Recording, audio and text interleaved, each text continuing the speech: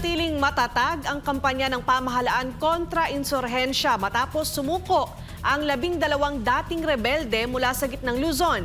Kasabay ng pagpapalakas ng NTF-ELCAC, nagbalik loob ang mga ito upang magsimula ng panibagong buhay. Alamin natin ang buong detalye mula kay Paul Montibon.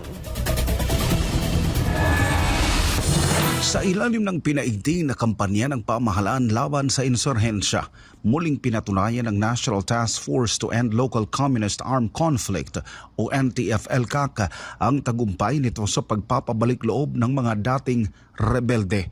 Sa nakalipas na linggo, 12 dating kasapi na communist terrorist group at underground mass organization mula sa mga lalawigan ng Tarlac, Nueva Ecija at Bulacan ang voluntaryong sumuko sa gobyerno mula Mayo 13 hanggang Mayo 16.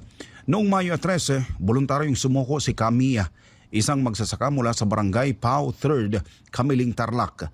Siya ay dating miyembro ng KLG Tarzam sa ilalim ng pamumuno ni Neptali Santos alias Kaatong na kumikilos sa mga lalawigan ng Tarlac at Zambales.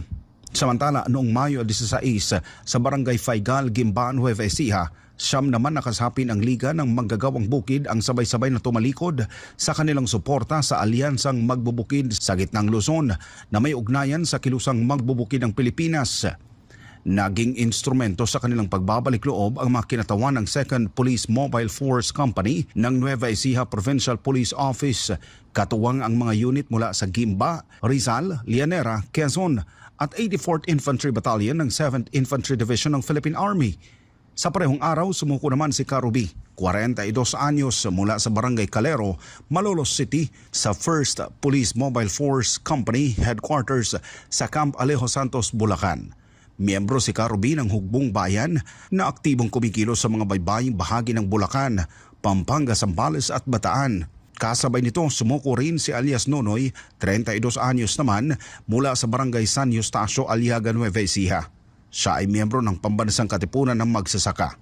Ayon sa pulisya, ang serye ng mga pagsuko ay malinaw na tagumpay ng kampanya kontra insurhensya sa ilalim ng pinalakas na Oplan Balikloob at ng NTF-ELCAC na nagtataguyod ng kapayapaan at seguridad sa mga komunidad sa bansa.